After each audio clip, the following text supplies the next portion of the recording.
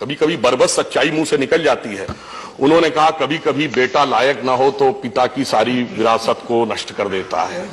कौन बेटा नहीं, मैं कुछ नहीं कहना चाहता है। सब लोग समझदार हैं, सदन में बैठे हुए सभी लोग बहुत। और जवान बेटा किसकी सुनता है? और उसकी अध्यक्षता पंडित नेहरू ने की थी, शपथ उनकी थी, अधूरी रह गई थी, अटल जी के हृदय में पीड़ा थी और मोदी जी ने वो शपथ पूरी करके दिखा दी।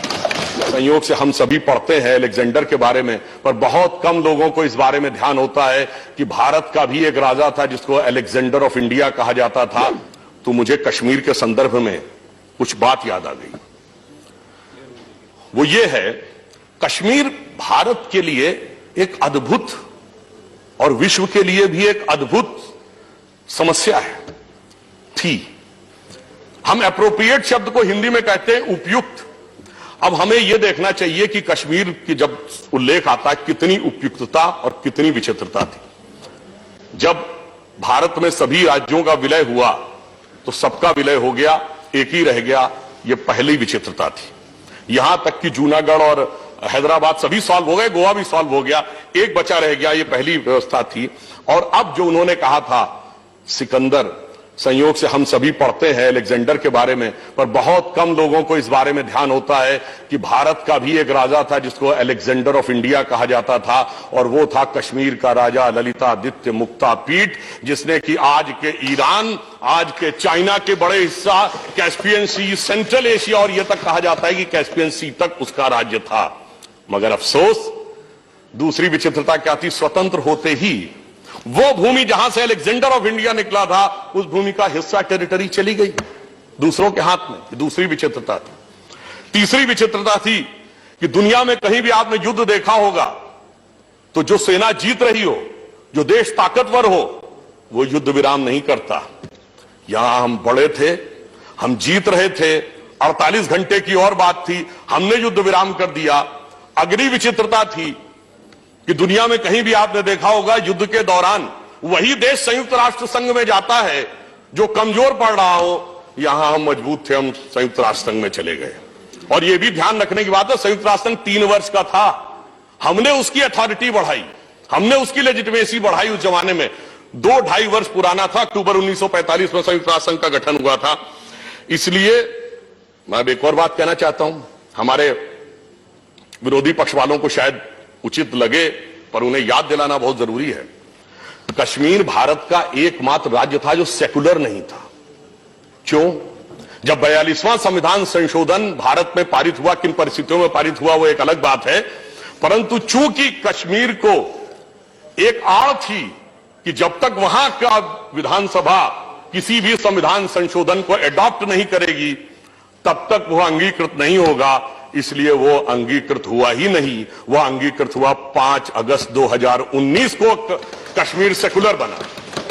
यानी बड़ी मजेदार बात है, जो राज्य संवैधानिक दृष्टि से सेकुलर नहीं था वही सेकुलरिज्म का प्रतीक था।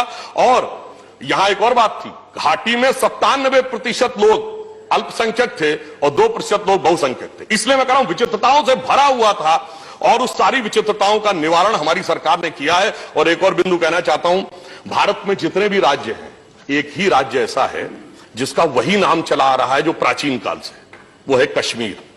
नीलमत पुराण में कश्मीर लिखा है और कल्याण की राजतरंगी में कश्मीर लिखा। बाकी सभी राज्यों के पुराने नाम कुछ और थे, आज कुछ और बदल गए। तो मतलब भारत की प्राचीन शाश्वत संस्कृति का भी प्रतीक था। और मैं एक और ईमानदारी से कहता हूं, हम ये भी कहते हैं कि कश्मीर तो सूफी परंपरा का भी अंग था। तो मैं पूछना चाहता हूं, जो लोग ये कहते हैं कि कश्मीर में पहले ऐसा था आज ऐसा हो गया, तो जो कुछ कश्मीर में हुआ 60-70 सालों में, सूफियों के 4 बड़े सिलसिले हैं, सोहरावर्दी, चिश्ती, नक्शबंदी और कादरी। आज चारों के मरकज कहां है कश्मीर में? कहीं नहीं, खत्म हो गया सब कुछ।